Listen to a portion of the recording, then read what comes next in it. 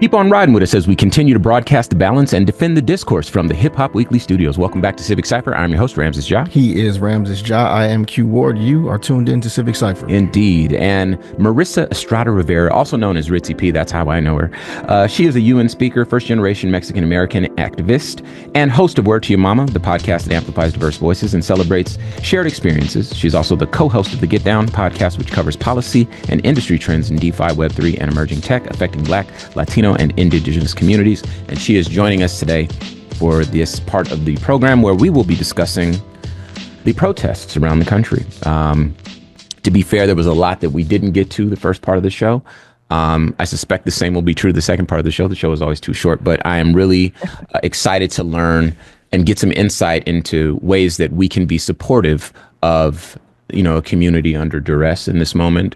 And just show up as brothers like we always do. But before we get there, it's time to be ABA, become a better ally, Baba. And today's Baba comes from USA Today. Sunday night's Grammys proved that music and art are political. After accepting their Grammy wins, Shakira, Chappelle Roan, Lady Gaga, and Bruno Mars spoke out for the trans community, immigrants, and up-and-coming artists in the industry. During her speech after winning Best Latin Pop Album, Shakira reached out to her immigrant brothers and sisters.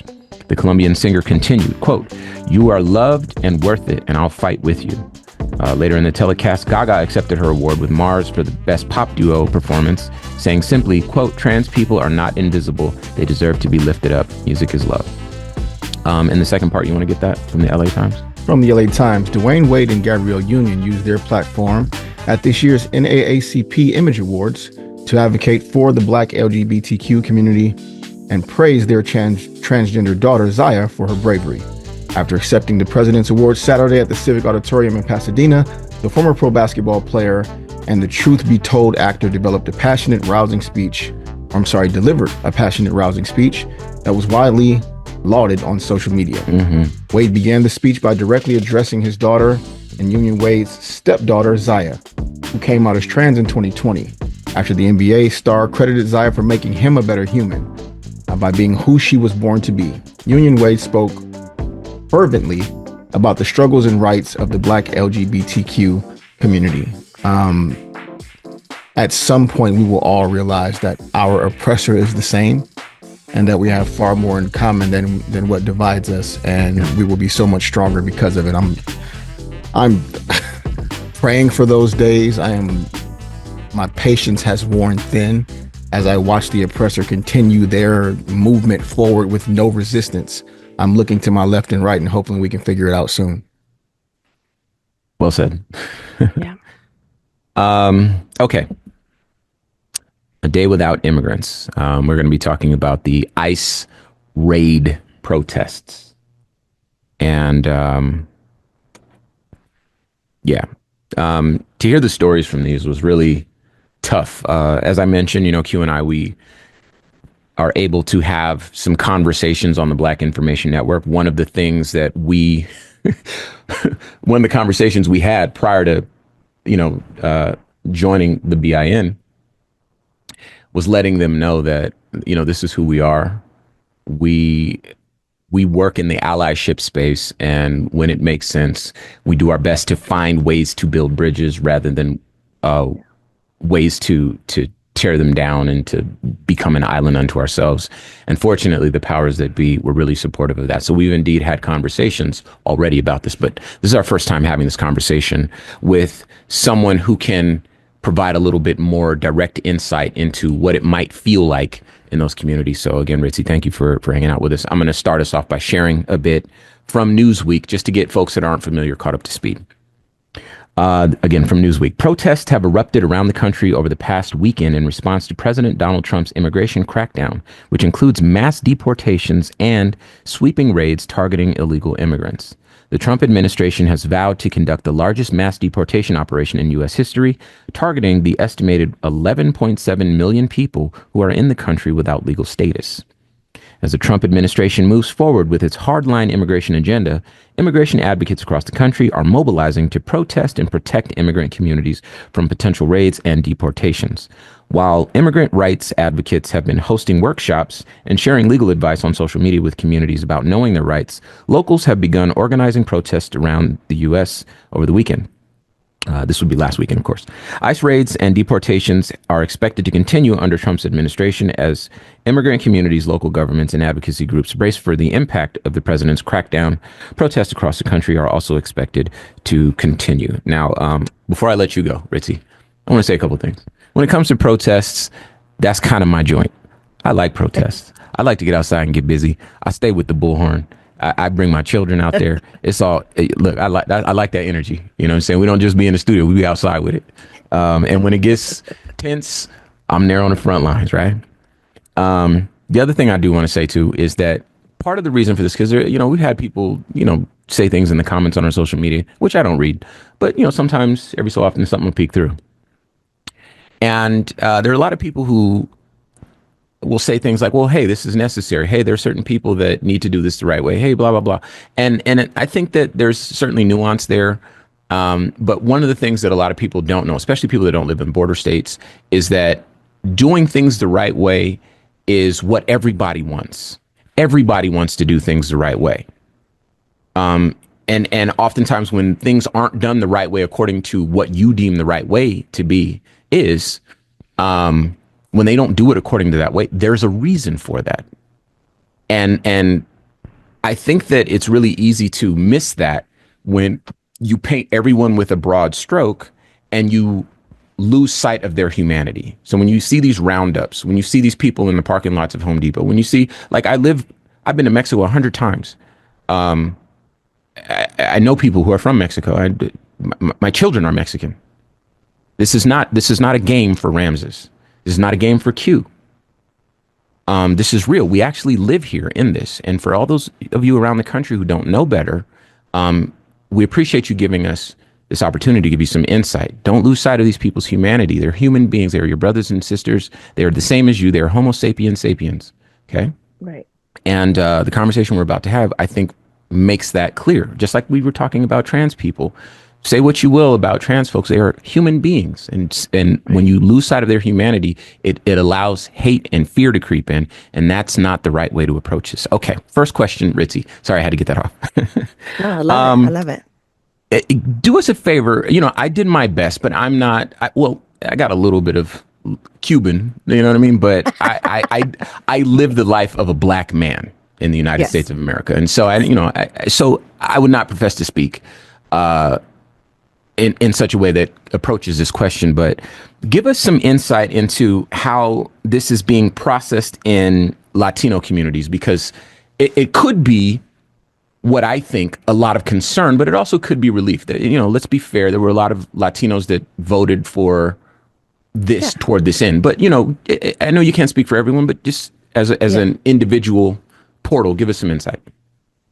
Yeah, for sure. I can only speak for myself and for the communities that I'm a part of, and I'm part of a lot of communities. But to see the protest, it was powerful. It was beautiful seeing, because Latinos were not a monolith, and we're not all from Mexico. We're from so many different countries.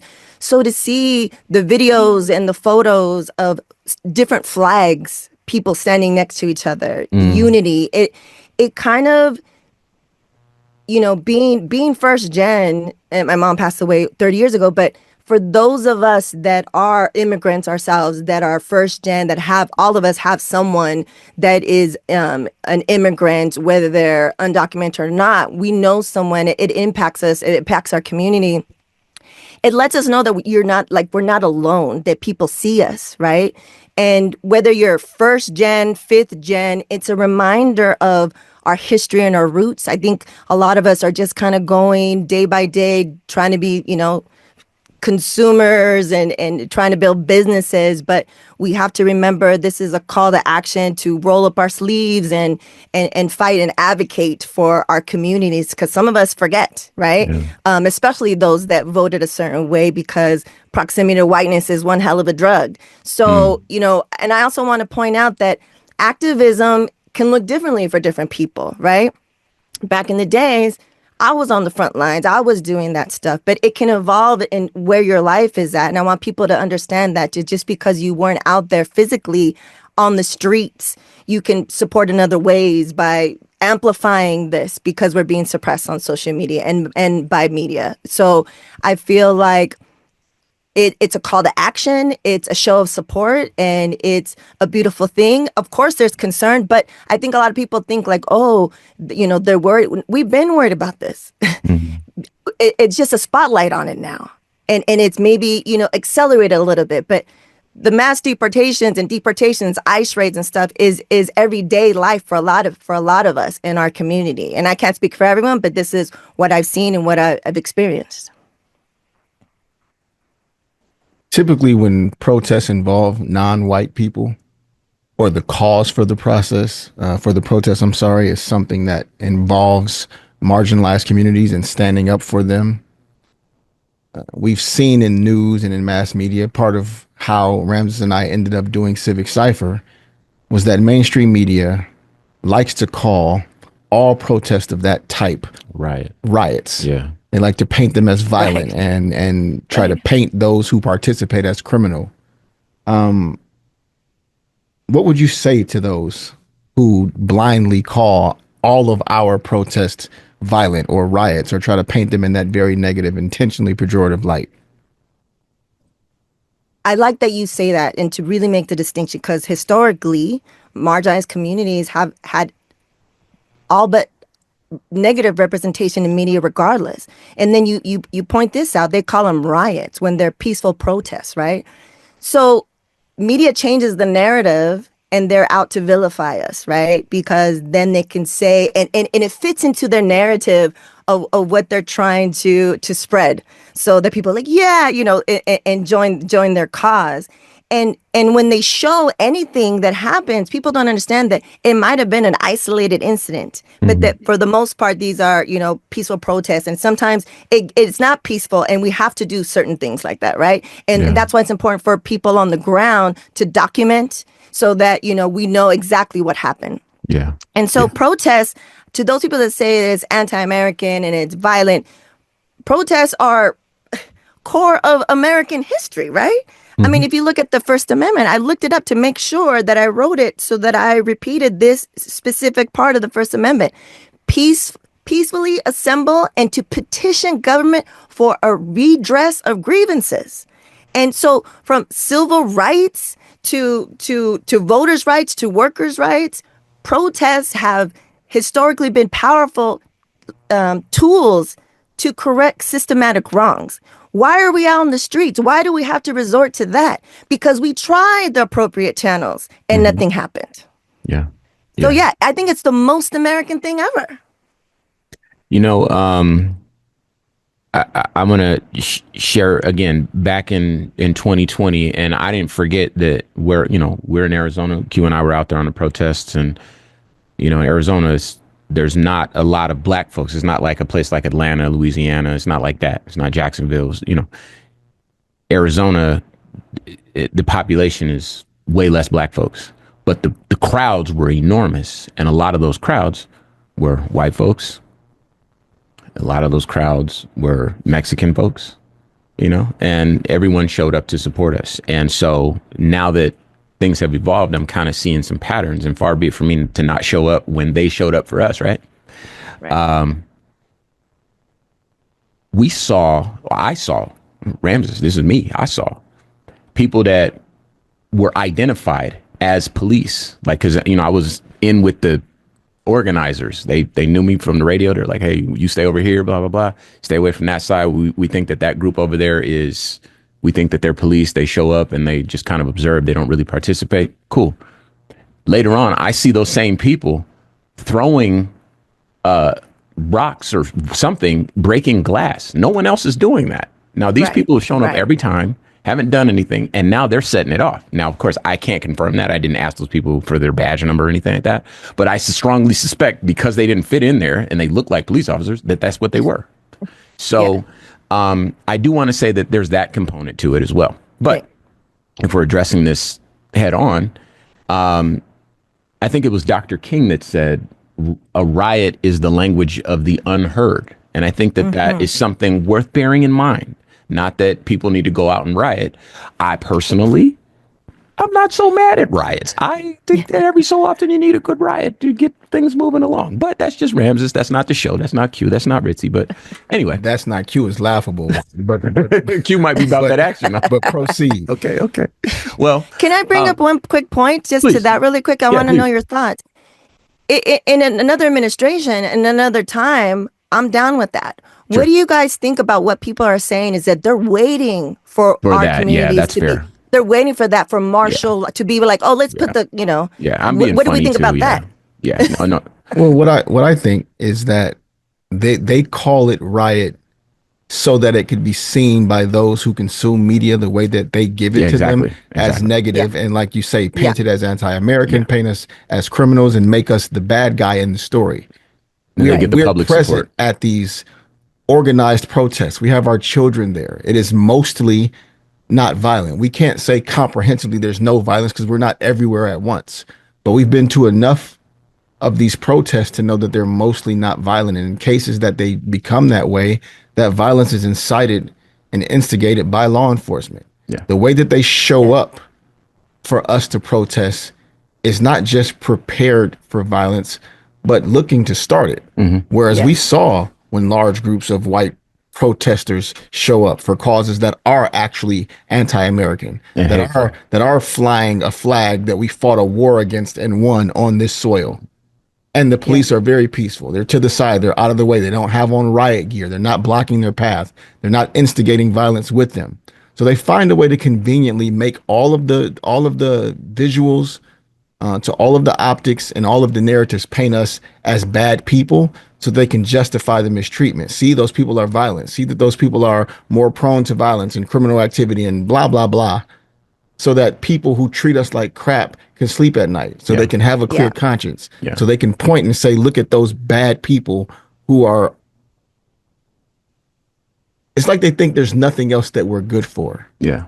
Right. And because people have made up their minds ahead of time that we're that way, they get to point and say, see, we told they you. get the public narrative if it does devolve into a riot. Yeah. So that's more. And of course, I was being funny. It almost never does. That's the point that I'm trying to make. These are almost always peaceful protests. Yeah. They paint us as violent rioters so they can justify treating us like crap. Right. And or when it does happen that way, it's usually individual actors who weren't there at the beginning, because you get clear instructions. Hey, we're here peacefully. We've been to enough of these, like you said, we're here peacefully. This is what we're going to do. We're going to walk this way. We're going to go this way. Everyone stay together. Make sure you got a buddy, whatever. It would be peaceful. And if something crazy happened, it's somebody that wasn't there at the beginning or somebody that ain't with us. Right. But anyway, go ahead. I know you wanted to jump in. No. I was just going to say that, like, everything you guys said is just there's people. I believe what you said. There's definitely people that want to instigate and provoke so they can capture those, little clickbait moments. They can get that footage and say, like, see, this fits in our narrative. So, they are less than, that I think that's the full narrative. They are less than. How about this? To people that say, well, clearly there's an immigration problem. Clearly something needs to be done, blah, blah, blah. Yeah. In your estimation, what do you think would be, I know this is a lot, especially for the amount of time that we have left, but what would you, if you had a magic wand, what would you like to see done about immigration to make sure that everybody is, better off than they are today? Yeah, that definitely is a loaded question. I mean, because when you think about, I don't think it's a problem, and I think really maybe it's more of a immigration system problem. Okay. Yeah. I feel like maybe there's not enough streamlined, humane processes for people that live and build communities here, and a pathway for citizenship, maybe, right? And when they say it's a problem, I think immigrants is what really makes America great. Sure. And they contribute to the economy and the culture, innovation of the United States. And I wanted to, I know that your show is for our community, but also a lot of allies. And I want to bring stats. People love stats. That's something they can look up. And so according to the American Immigration Council data analyst back in 2022, $35.1 billion in taxes were paid by undocumented households, by undocumented people. Stuff that they're not going to be able to benefit from. But that's such an important thing to point out, sis. Yeah. Is that they pay into the GDP. They contribute and benefit nothing from it. They don't get Social Security. They don't get food stamps. They don't Yeah. get any of the social things that are constructed into the use of that money. They don't benefit from it. And we pretend like they're taking when they're doing Yeah. jobs nobody wants for wages no one else would work for. It's beyond insulting, man. I forgive me for getting frustrated just at the idea. No. Yes, I appreciate that. And that's the type of information that we need to spread. That's because I think just really quickly, I feel like there's an awakening and a shift. And I don't know if you guys feel it. I see our allies out there that are being like, what? The government did this to us too. Like they're being, they're starting to realize things that we've known since the beginning, that it's racism, and they're seeing how they're also, it's not really left against right. It's really up against down. I saw someone post that and I was like, that's exactly it. It's the rich against the poor. So if we think about these numbers and how they contribute and they help with, public schools, food stamps, healthcare, all those different things. And it's just the trying to villainize, immigrants and fit into that narrative that they're trying to push, criminalize us and stuff like that. And, I don't really have the answers, but I think it's so complicated, it's multi-leveled, and it's nuanced because are we talking about immigration from what border? The Canadian border? The Mexican border? What populations are we talking about? The white presenting immigrants? You know what I mean? I mean, it's so many different things. So yeah, it's complicated, but I think maybe at least having a clear pathway, I think that maybe can help a lot. Yeah, the interesting thing that you pointed out before we go, there's hundreds of thousands of white immigrants here. Yeah. Their stories never make the news. Yeah. They're never brought up as an issue. Only those that look like us. And we know that that's intentional. Also, I want to make sure that it's stated that immigrants commit crimes at a lower rate than Americans do. And it's important to mention that statistic by as a well. Significant margin as well. Yeah. So with that in mind, we're going to have to leave it right there.